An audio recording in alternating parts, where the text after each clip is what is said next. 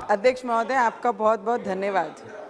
23-24 का ये जो यूनियन बजट आज सभी इस पे डिबेट कर रहे हैं, डिस्कशन कर रहे हैं, मैं अध्यक्ष महोदय आपका बहुत बहुत धन्यवाद करना चाहूँगी। कई लोगों को मैंने बोलते हुए सुना सर कि ये बजट अच्छा नहीं है या बजट में बहुत सारी कमियां हैं या कमतरता हैं। मुझे आपसे ये गुहार लगानी है सर, क्योंकि हम जिस स्थिति से ये देश गुजरा है 2 साल कोविड के पीरियड में, उसके बाद ये अपेक्षित नहीं था देश को इतना स्टेबल रखना। फाइनेंशियली, इकोनॉमिकली अगर हमने देखा तो आज हम 10वें नंबर से 5वें नंबर पे आए हैं। अगर बाकी कंट्रियों को हम देखते हैं तो आज पाकिस्तान की स्थिति क्या है कि 1 किलो आटा 200 रुपये में मिल रहा है। यूरोप की स्थिति, अमेरिका की स्थिति अगर हम देखेंगे, मुझे लगता है ये हाउस में जो अच्छी चीज़ें हैं उसका उल्लेख करना बहुत ज़रूरी है। जितना भी नेगेटिव बोलना है, सिर्फ नेगेटिव पे नेगेटिव, फार्मर्स को किस तरीके से मदद कर रही है ये सरकार। मुझे लगता है कि देश के फाइनेंशियल हमारे जो मंत्री हैं, कराड़ साहब हैं, निर्मला सीतारामन जी हमारे देश की प्राइम मिनिस्टर जी हैं, उन्होंने देश को डूबने नहीं दिया। इस स्थिति के बाद, कोविड के बाद उसे उतना मेंटेन रखा और उसे उतना बजट दिया कि आगे देश बढ़ने के लिए जो लाइन चाहिए उसके लिए काम किया, ना कि आज ये सर रूडी साहब, ये नहीं स्थिति आई है कि जो दूसरे देशों में कि 200 रुपये किलो आटा मिलने की स्थिति हमारे देश की आज नहीं है। वो उसका पूरा क्रेडिट हमारे देश के प्रधानमंत्री जी को जाता है, उसके बारे में बात करनी चाहिए। मैंने हमारे बहुत सीनियर अंकल हैं कोलकाता से, वो बोल रहे हैं आवास योजना की बात उन्होंने यहाँ पर रखी कि आवास योजना 22 तक ये कंप्लीट होना चाहिए था, देश के हर महिला को उनका घर मिलना चाहिए था, उसके लिए प्रधानमंत्री जी ने वादा किया था। मुझे बताइए कि ये घर में, ये फ्लोर पे या प्रधानमंत्री जी ने आवास का वादा किया था तो वो उसके लिए पूरा करने के लिए भी फंड हर इसमें बजट में वो घोषणा कर रहे हैं कि हर महिलाओं को उनका पक्का मकान मिलना चाहिए।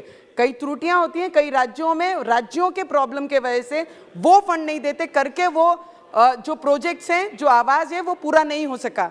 प्रधानमंत्री जी ने जो वादा किया, हमें जितना समझता हमारी उम्र के हिसाब से, हम पहली बार ये पार्लियामेंट में आए, पर हमारी अपेक्षा प्राइम मिनिस्टर से बहुत ज़्यादा है। स्मॉल स्केल इंडस्ट्री, एमएसएमईज को 2 लाख करोड़ देकर उन्हें मजबूत करने का काम किया है। 2 lakh crore is not a small amount sir. Covid के बाद इतनी अपेक्षा नहीं थी कि स्मॉल स्केल इंडस्ट्रीज को, एमएसएमई को इतना मजबूत करने के लिए इतना बड़ा फंड देके उन्हें जो टैक्स में रिलैक्सेशन दिया है। कुछ त्रुटियां, कुछ प्रॉब्लम्स हैं कि आने वाले समय में वो प्रॉब्लम्स हमें एमएसएमई वालों के लिए सॉल्व करना चाहिए।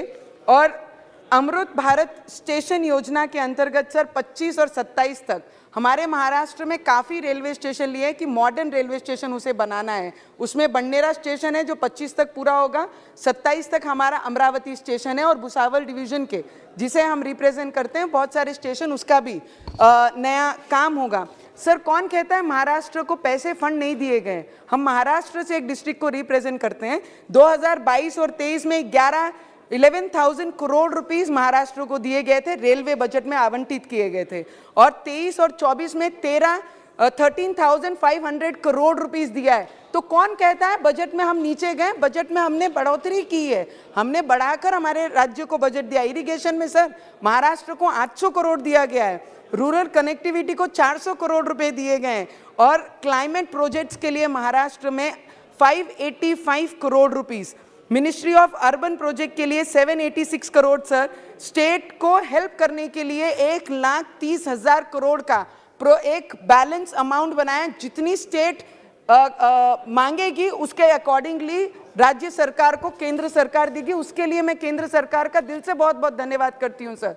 कौन कहता नहीं मदद कर रहे हैं? कौन कहता है कि बजट में नहीं है? सर हमारे बंडेरा में वैगन कारखाना है जिसका प्रोजेक्ट ऑलमोस्ट 90% कंप्लीट हो गया है। उसके लिए 23-24 के बजट में 40 करोड़ से भी ज़्यादा हमारे वैगन कारखाने को मिला है। तो मैं आपसे विनती करूंगी कि उसका भी जल्द से जल्द लोकार्पण करके वहाँ पर रोजगार की एक लाइन शुरुआत की जाए, उसके लिए मैं आपसे विनती करूंगी। और सर जल जीवन मिशन के अंतर्गत हमारे मिनिस्टर सर यहाँ बैठे थे।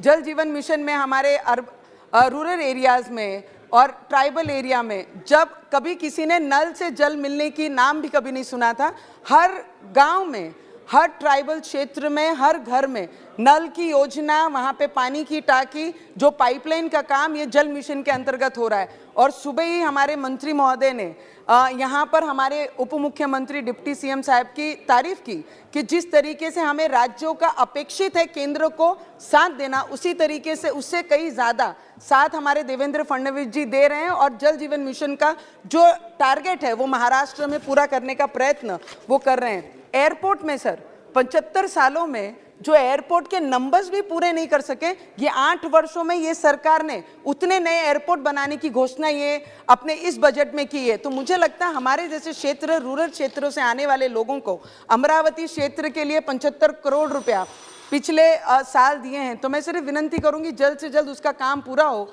जिससे हमारी अमरावती भी आने वाले समय में उड़ान भरे। Health department, medical, government medical college हो, एम्स हो, नर्सिंग कॉलेजेस हो, यही सब होता है जब आप देश के अर्थव्यवस्था है, जब बजट के बारे में चर्चा करते हैं तो सामान्य लोगों को आपसे यही अपेक्षा है। सर 1 मिनिट दीजिए सर। तो टेक्सटाईल पार्क मी कराड साहेबांना विनंती करन की मागच्या वर्षी जो लास्ट टाइम पे हमारे देश के प्राइम मिनिस्टर जी ने टेक्सटाइल पार्क घोषणा की थी कि कई राज्यों में, कई डिस्ट्रिक्टों में हम टेक्सटाइल पार्क देंगे। हमारा क्षेत्र कपास उत्पादन करने वाला क्षेत्र है, जिला है, तो टेक्सटाइल पार्क की हमने वहाँ से भी डिमांड की है। महाराष्ट्र से भी रिकमेंडेशन हमारी आप तक, सेंट्रल गवर्नमेंट तक आई है। तो आपने अगर वो दिया तो हमारे यहाँ पे रोजगार के बहुत सारे साधन उपलब्ध होंगे और किसानों को बहुत बड़ी मदद होगी। सर आदिवासी क्षेत्र के लिए एकलव्य स्कूल देकर 38,000 नई भर्तियां जो टीचर्स की करेंगे। मुझे लगता है आदिवासी क्षेत्र में इसकी सबसे ज्यादा जरूरत है और आने वाले समय में अगर ये टीचर्स और इतनी भर्ती अगर वहाँ पे करेंगे रूरल एरिया में, तो हमारे आदिवासी भाई बहन, बच्चे जो उनके हैं वो आगे बढ़ने का उनको मौका मिलेगा। सर बिहार से मेरे भाई ने एक बहुत अच्छा, बहुत सर एक लास्ट मिनट, सुबह से यहीं बैठे हैं सर, अकेले हैं तो एक मिनट करके मांग के आगे जा रहे हैं। तो बिहार से मेरे भाई का, मैं बहुत सीनियर है, उन्होंने बोलते बोलते पूरे हाउस में जो जोरों शोरों से बोला कि क्या किया दलितों के साथ, क्या किया पिछड़ों के साथ।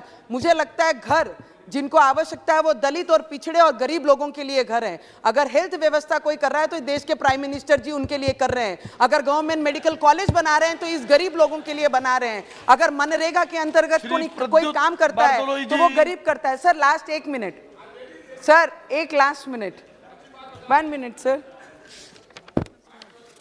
Sir last 1 minute, I just take 1 minute sir. Last वाक्य, अंतिम वाक्य बोलिए, बस बैठिए फिर।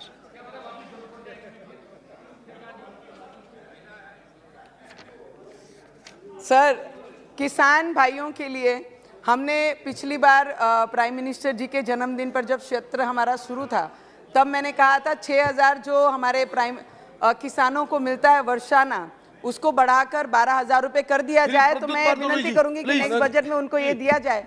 सर मेरा सपोर्ट तो ले लीजिए सर, ये यूनियन बजट के लिए मैं फुल हार्टेड हमारी फाइनेंस मिनिस्टर को, हमारे देश के प्राइम मिनिस्टर जी को फुल दिल से सपोर्ट करते हैं। आप देख रहे हैं सक्षम न्यूज इंडिया, सबसे पहले सबसे तेज।